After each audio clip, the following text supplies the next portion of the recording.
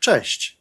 In today's episode, I would like to invite you to listen to the interview I conducted with Paulina Nawrocka-Olejniczak, author of the book Kluski, Theory and Practice. The interview was recorded in February after Paulina's Meet the Author meeting in Kraków, which took place on the occasion of the book's premiere. Before we begin, however, I'd like to share a little information. I met Paulina a few years ago through her brilliant podcast Zabawy Jedzeniem. Since then, whenever I come to Poland and visit Kraków, I have the good fortune of meeting up with Paulina. I had the honor of being among the people who knew about the creation of the book. I admit that I was eagerly awaiting it, and it's a beautiful book. By the way, I would also like to mention the embroidered fabric with the logo of Paulina's Zabawy Jedzeniem podcast, which my mom embroidered. If you have been following Paulina, you may have seen it. I gave it to Paulina for Christmas, and I'm so glad she likes it. The embroidered fabric accompanies Paulina during her Meet the Author meetings and is used to display the book. In the interview, Paulina mentions the Kluski festival taking place on February 18th, which she inaugurated. The Kluski festival was warmly welcomed, and I can't wait to celebrate Kluski again next year. I hope you will be prepared for the next Kluski festival. Without further ado, I invite you to the conversation.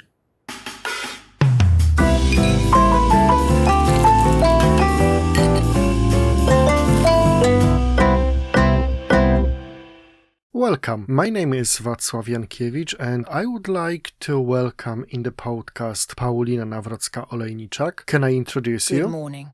Of course. Because the list is very long. Radio journalist, a graduate in food studies, a food lover, a home cook who loves to feed people, a cookbook collector, you do culinary tourism, creator of the podcast Zabawy Jedzeniem, you run an Instagram account with the same name, and recently you also become an author publishing Kluski, Theory and Practice. Yeah. All Is correct. there anything else that I can add to the list? A mother, wife, sailor and enthusiast of life in a broad sense. Very good, very good. Welcome. Thank you for agreeing to this. I would like to start from the very beginning, if I may. So tell me, where did your passion for the kitchen and cooking come from? Did it come from home? What did it look like? I think so a bit. And here the person who needs to be mentioned is definitely my grandmother, Granny Theodora, to whom I dedicate my book, Kluski, Theory and Practice, because my grandmother died in November last year. Gran was the kind of person who could prepare such wonderful dishes, but she was also very good at bringing people together around the table. For me, it was typically an experience with some kind of festivity, a celebration associated with food. There was always a table, we all sat around that table talking and chatting. And for me, eating in this group setting had very good memories, as time pleasantly spent. I know that a lot of people have, I don't know, at least bad memories of the festive period, that it's somehow oppressive, that you have to sit, eat and talk to people with whom you have different opinions. It was not like that with me. All these festive situations at Gran's were very nice. It was an incredibly exciting time for me, and I think it programmed me to think about food as something incredible that unites people. Well, I guess it started a bit from there, although I started cooking relatively late, because my mother didn't really encourage me to experiment in the kitchen, and it wasn't until I went to college and found myself living an independent life that it turned out that I had to make my own food somehow. And at first, it was just some ready-made meals and so on. What were you cooking? Well, my signature dish was paise from a packet simply with fried onion, and making that onion was the pinnacle of my culinary skills, similar to making scrambled eggs. And back then, I don't think I thought about food the way I think about it today, as, well, simply, as a full-fledged part of culture and as a language that can be used to tell stories about the world, because that's how I think about food today. My podcast is a bit about this. And that's why I treat food as a passion, not just as a passion for cooking or for organising parties and feeding people. Although, of course, that is also true, but above all, a story about humanity and about our history. I am fascinated by what people ate in different historical periods, what they eat in different countries, and what common points can be found between different dishes from different parts of the world. And I think that's what I love most about food. That it is simply such a universal language because, as the subtitle of one of my podcast series says, everybody eats. Everywhere, everyone. And this really is a common point that we can all relate to. Is that also why you collect cookbooks, to expand your knowledge? And how do your culinary travels relate to that? I would like to mention Sicily because it seems to have stolen your heart. Also, congratulations, you passed your Italian This exam. is fresh. Breaking news. Yes, just a few hours ago I received information that I passed. Maybe I will start from the end. That is, from these journeys. Well, generally speaking, I think that every place we visit can also be explored culinary-wise, whether it is a neighbouring county, another country, or another continent. I discovered Italy relatively late because it is a destination that is usually very typical for all foodies, for people who like food. Well, you know, Italian cuisine is wonderful, but for me this love of cuisine, the more pro kind, began in France and with Julia Child's book, Mastering the Art of French Cooking, and with, as it were, French classics. For Italy, I was like, okay, everyone loves Italian cuisine. Why? Only at some point did I discover that there is a method in this simplicity, and when I went to Italy for the first time to explore Italian cuisine, I was hooked, just like practically everyone who has been to Italy and eaten there. And Sicily has a special place in my heart because it is colourful, a little messy, a little chaotic, vibrant, and wonderful for food. And so I returned to Sicily probably 4 times over the course of 2 years. Super. Yes, and from all this we ended up with our dog, Sicily, who we I adopted. just wanted to ask, because where did the name Sicily come from? She was given this name at the foundation because she is a dog that was not in a shelter as such but was in a temporary home. We returned from Sicily literally a week later. We started looking for a dog because we had been talking about it at home for 2 years, and my daughter found an ad for Sicily up for adoption. And there are no coincidences, only signs. And you sold. And so Sicily has just come to our home. Yes, Sicily travels, but you asked me something else. Cookbooks. Oh, and books? That's also a kind of journey, right? When we can't go somewhere or afford an expedition, we can try to travel using literature, including culinary literature. And this is also an opportunity for me to get a little inspired to cook, sometimes looking for some additional information. I treat a lot of books about food in a very instrumental way. I laugh that my husband has a closet full of welding machines and other strange tools because you never know what he might need. I'm the same way with books, of which I have a lot, and there are loads of them on my shelves. But I'm working on a podcast, I'm working on radio shows, and I never know when I'm going to need to learn more about beans or, I don't know, Ukrainian cuisine, so I have books for that. And so this collection grows and grows and grows, and soon they're going to evict me from my house because there won't be room for me anymore. So tell me where the idea for the Zabawy Jedzeniem podcast came from. I think it was partly out of longing for the radio, because the podcast was created during my maternity leave when I had quite a long break from radio, from recording, from the microphone.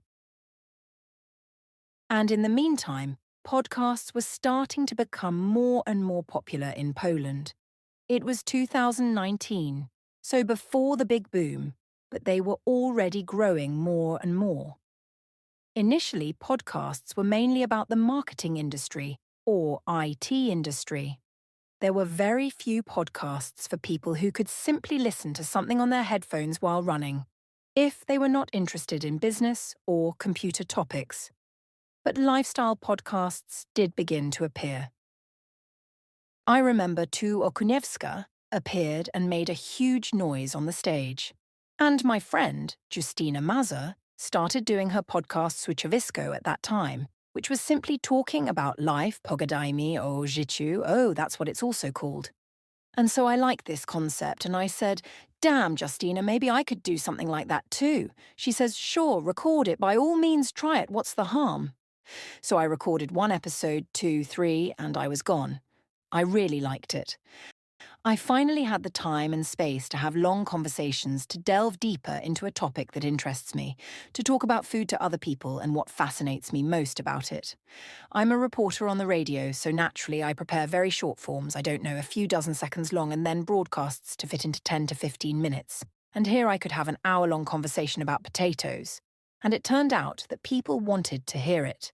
I remember this episode. It was really interesting about the types of potatoes. I went to the Potato Institute in Bonina, probably the most important place for Polish potatoes located in Western Pomerania, where potato experts work and where the only potato gene bank in Poland is located.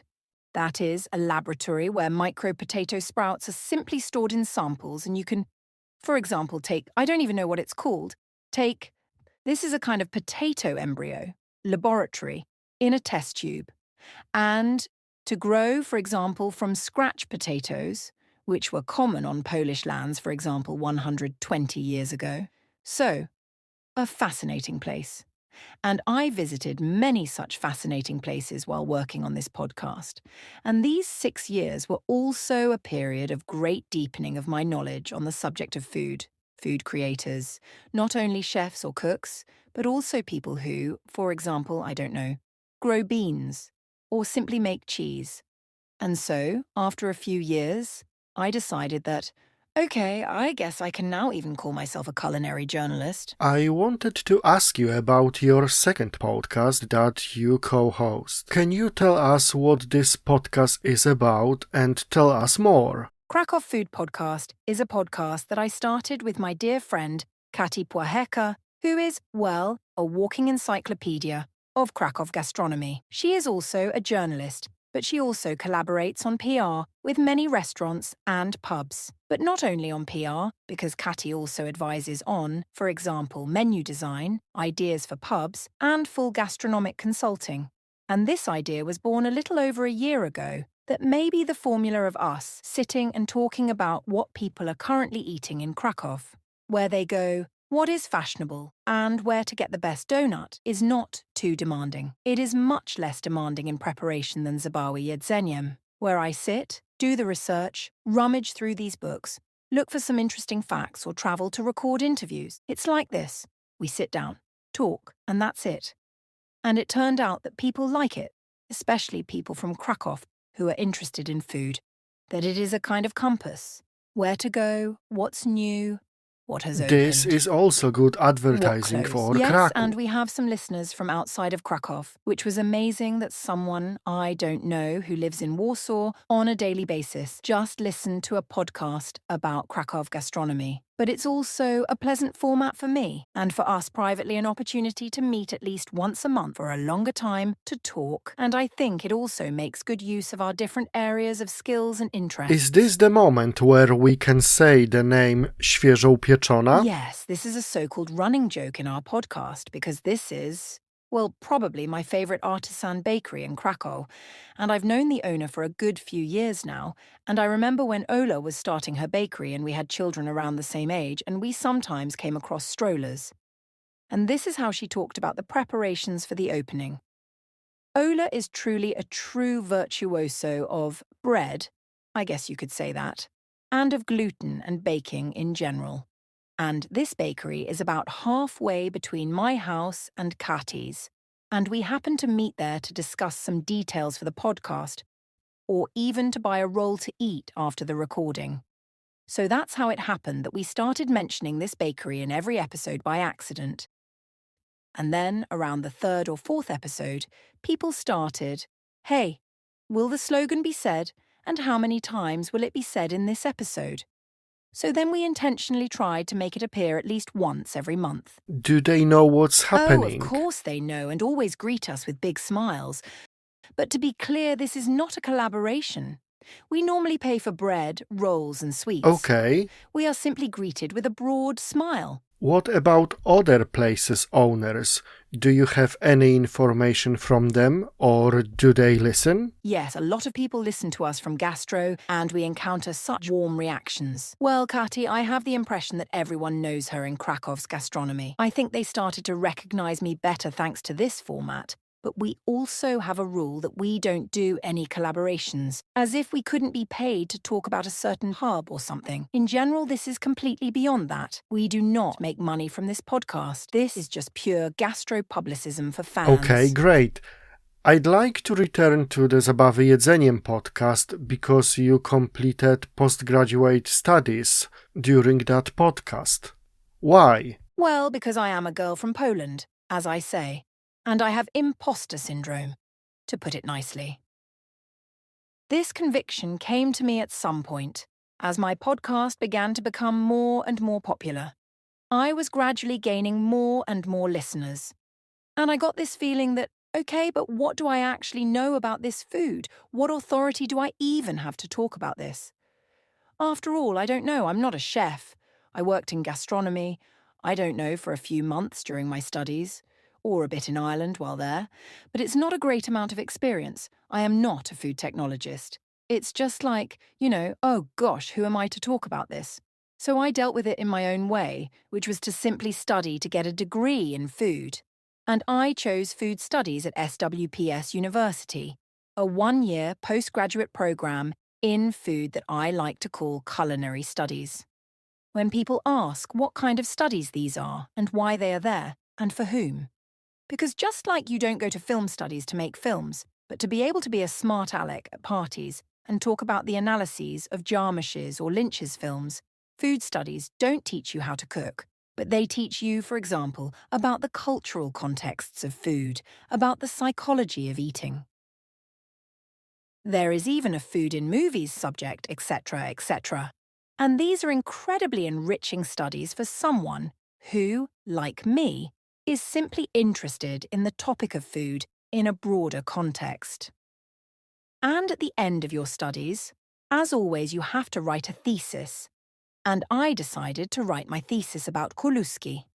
And it was simply a kind of, research on when kluski appeared in Poland, what kind of kluski appeared on the pages of various cookbooks throughout history in Poland, but also a research on how, for example, different inhabitants of different regions call kluski. There was a lot of just plain work there. Well, university work, you could say. And it turned out to be so interesting that many people said, "Oh, come on, it would be cool to publish it. Great, if the world could read about it too." Because it is interesting and intriguing. Because no one had asked before whether leniwe are kluski or pierogi, and how many versions of grey kluski there are in Poland. So naturally the desire to make recipes came later, because I dug up a lot of different recipes, both from different eras, you could say, because there are quite a few pre-war ones, but also from the 17th century, but also regional ones, which, for example, are known only somewhere in one area and are generally unusual in the rest of Poland. And this is what resulted in the e-book, which was published at the end of 2021, i.e., over 3 years ago. And it was strictly intended for my Instagram community, which is not very large. And it was also warmly received there, but a few people told me, "Hey Nawrocka, it is too interesting not to let it out into the world." And so it happened that this ebook also interested the people from Merginese publishing house. They saw the potential in it. And, Well, that's how it ended, that we are in January, February 2025, and we have my book in front of us. Exactly. Which is already a much greater work than this ebook was. Your book is a compendium of knowledge about kluski, and Basia Starecka wrote on the blurb, "This book should be in every kitchen because it is as necessary as a pot or a knife." And Alexander Baron also wrote, "Paulina wrote a book that many people wanted to write but didn't. Why? Are we ashamed of kluski?" I think that if I had known how much work it involved, I would not have written this book either. It was a typical action in the style of, if you don't know it's impossible, you just do something. Because it really was a lot of work, messing around with potatoes, flour, and trying to fight the matter. It surprised me, to be honest, that no one had ever really looked at kluski before, to categorize them, to systematize them in some way, to look at them from the perspective that they are an important part of our Polish culinary culture. And so I approached the subject a bit ambitiously, that, oh well, I'll try to write it down, divide it, sort it. And I simply remember this moment when I had a big Excel sheet where I was trying to compare potato kluski, flour kluski from one region and from another, and I just had this, oh my God, what have I gotten myself into? After all the names, I think I counted about 250 while working on this book. There are over 70 recipes here.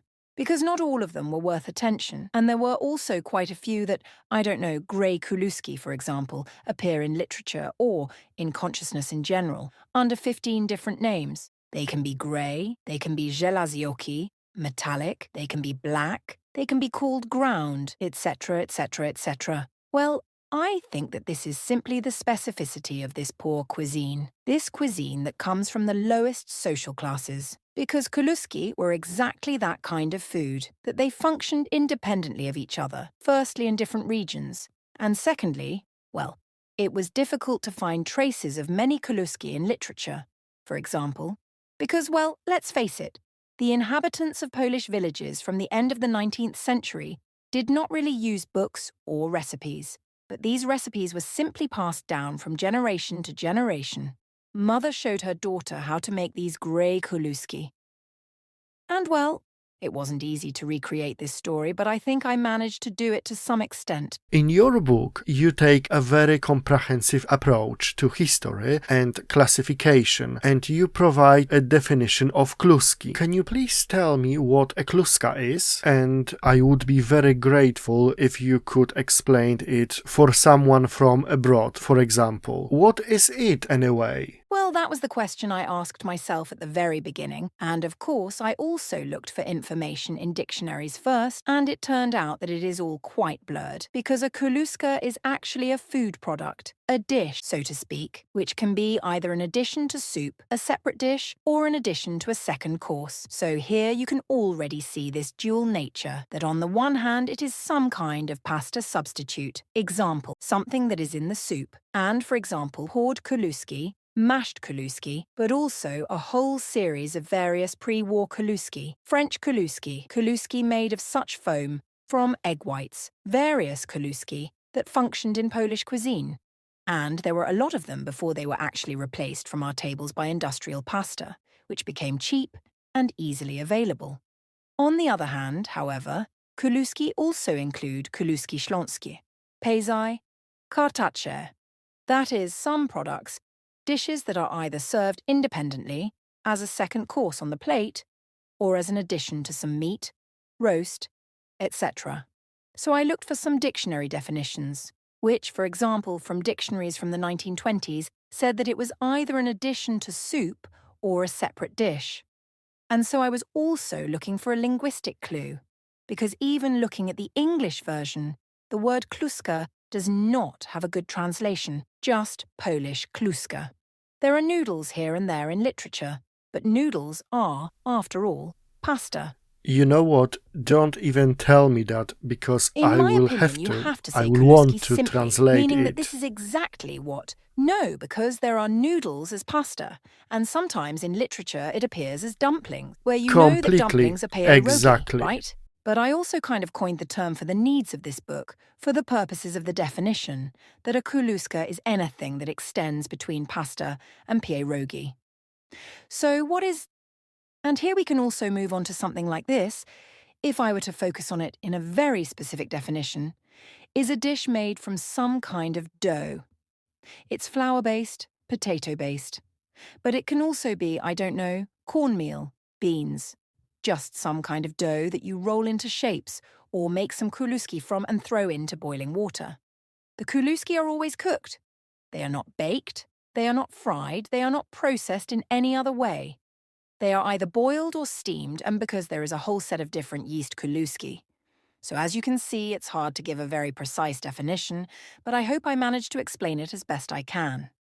Perfect, thank you. You also conducted research, a survey about kluski, and kopytka came first. These are the most liked. On the second one we have kluski śląskie and then leniwe. Did anything surprise you in the answers? Well, those were the big three. Those were the studies that I conducted. Well, among my listeners and recipients, actually. This attempt may not have been terribly serious, but I think that from 3,000 responses from all over Poland, because I also wanted geographical diversity, so I also investigated this aspect, whether it is not really the case that, for example, I don't know, the representation of one region dominates. And it turned out that kopetka are the beloved kluski of Poles. 1/3 of respondents chose kopetka as their favourite kluski. Kluski śląskie took second place. As you say, the leniwe ones were in third. Well, I was a little sad that the kluski śląskie lost because they are my absolute favourite kluski. The kluski śląskie is on the cover of my book. The kluski śląskie is on my forearm, tattooed forever, because I consider it to be the absolutely most wonderful Polish kluski. I was just going to ask you, which one is your favorite? Śląska,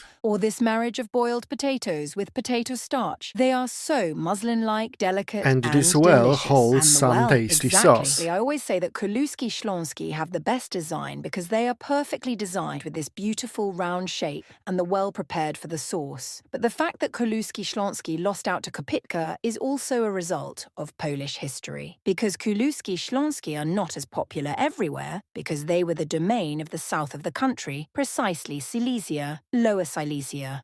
Of course, with some migration, these kluski also became popular throughout Poland, but during the Polish People's Republic period, kopytka were available in milk bars from the sea to the Tatra Mountains, across the length and breadth of Poland, just like leniwe for that matter. Hence, practically everyone knows them, whether they live in Greater Poland, Pomerania, or any other region of the country. They know kopytka. And there are some kluski that are very regional. For example, these varieties of parawan from the Lublin region, which are yeast kluski, but stuffed, for example, with mushrooms or millet groats, and so on. They are known mainly in the east of the country, as Kartaty, for example. It is the domain of Suwałki region, Podlachia, Mazuria, that is, the north there. Again, it is Lithuanian influence, because it is a bit from those areas, also like kluski that came to us. The book has a very nice layout. You divided it into the first part, Why the Kluski, which we've discussed already, part 2, Kluski in Practice, and part 3, Recipes. In terms of the practice itself, is there anything, I don't know, that a newbie should know? I also wrote this book for myself because I really tried,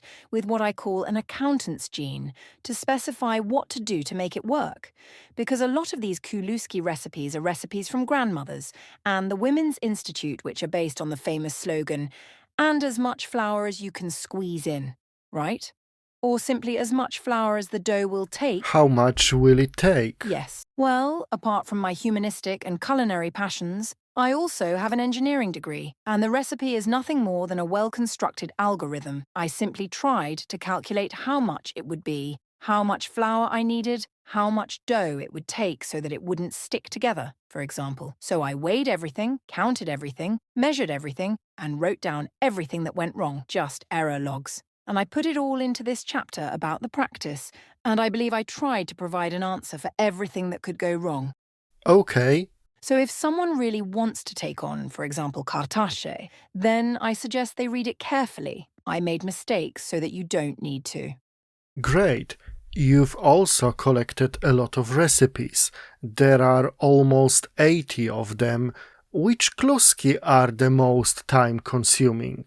Well, kartacze. This is definitely a Kluska odyssey. You need to devote a lot of time to it because it is a specific dough made from two types of potatoes, some boiled potatoes, some raw potatoes, finely grated and squeezed. It is also the tetra cloth in which one has to, for example, or a cotton cloth in which one has to squeeze out potato mass that transports us back in time completely to the times of our great-grandmothers. Who squeezes dough through a cloth these days, right? So you make this dough, then you stuff it, then you make these kartacze, then you have to cook them for quite a long time and slowly so that they don't, for example, melt in the pot because you have to be gentle with dough made from raw potatoes and it really So takes this time. is an error you describe in the book. Yes. Yes, so as not to throw it into rapidly boiling water because the effect will be poor. And kartacze, well, I think you need to reserve a lazy Saturday or Sunday morning for this, and preferably have two people help you, just to make more and then freeze it, because it really is quite a time-consuming adventure. But the taste makes up for it, so I recommend it. Great. I also wanted to refer to the graphic part of the book because it is beautifully published. Cover is blue and pink or I say cobalt. yes, I say cobalt, it's my favorite color, and you can see by my Exactly. jumper. I see you have a matching pink hoodie. Yes, the book is beautifully published, and this is in a huge part all credit to Kira Pietrek, a graphic designer who was invited to collaborate with Merganese Publishing House. Kira and I haven't had the opportunity to meet in person yet, and that's amazing to me because this book looks like it was woven from my dreams and fantasies about what my first book in my life could look like, and the publisher gave her a completely free hand. They gave her the text of my book, more or less the idea, and she simply created this work based on that. So she prepared the classification of Based on my kluski data, and but everything collage is her images. invention. Graphics, wonderful collages. Well, the cover, which is also quite delightful and refers a bit to the retro style of pre-war books, and with this book I also pay tribute to pre-war cooks, whether Lucina Ćwierczakowiczowa, Maria Ochorowicz-Monatova, or Wincentina Sawadzka. Example, those women who, well, taught Poles and Polish women, especially Polish women, how to cook at the end of the 19th or beginning of the 20th century. Kira did a wonderful job, she's incredibly talented, she has an incredible aesthetic sense, and I'm terribly grateful to her for how this book looks, because it looks beautiful, and just looking through it is an aesthetic pleasure. The book is already available in bookstores, and there was also a pre-launch in Warsaw hosted by Basia Starecka. Who else Yes. could? We are also after your launch in Kraków. How did you say it? Interviews? Interviews, autographs, workplace visits. Yes, This is a quote exactly. from the Sex Mesia movie that has been guiding me for the last 3 weeks, but I'm slowly finishing. I have to get back to reality. Okay, how do you feel? Because this is actually your first time publishing your first book. Well, I guess I didn't expect such a circus and how wonderful and exciting it is, but also exhausting at the same time. I really like it when things happen, that's my character and nature, but I think I'm slowly getting a little tired of it, because it's like, to use modern language now, a constant expenditure of energy that you just have to constantly be there for the world. And cooking these kluski and making them sometimes even in front of the camera, I already have this. Geez, that's enough, I need a break. You just premiered on TVN. How did it go? Well, it was a very stressful experience for me. My first time on live TV and with cooking on top of that. Did you make it in time? I made it. Much of the credit for this goes to my husband, who chopped, sliced and blended on the backstage. Well, sort of another experience for the collection. I'm glad I could reach a wider audience with this book because I think that breakfast television is a place that is conducive to promoting food or books about food. Well, I survived. For now, I'll stick to the radio. And tell me, please, can you explain this?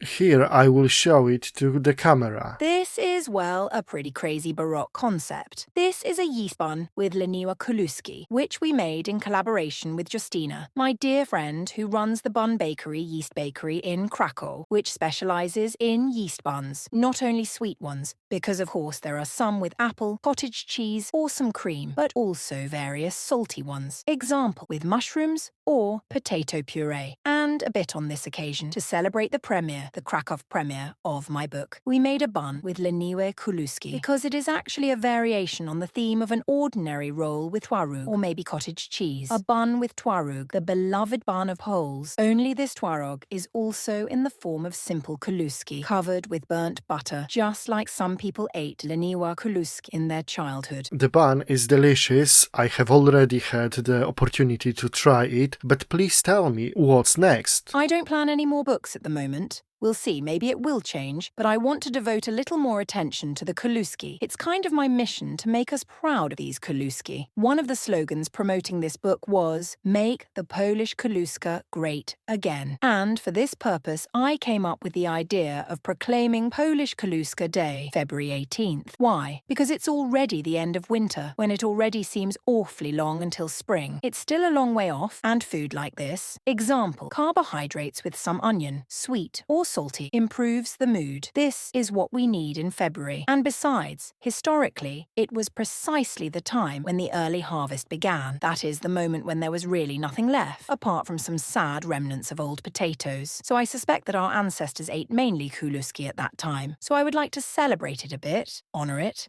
and encourage everyone to eat these Polish Kluska Day on February 18th, to make them at home, order them in restaurants and local food places. Maybe restaurants will also join in to prepare something special That with would be Kluski great. for this day. So glory to the Polish Kluska, let's celebrate. Thank you very much for the conversation, and we invite our listeners to read your book and make kluski. Thank you very much.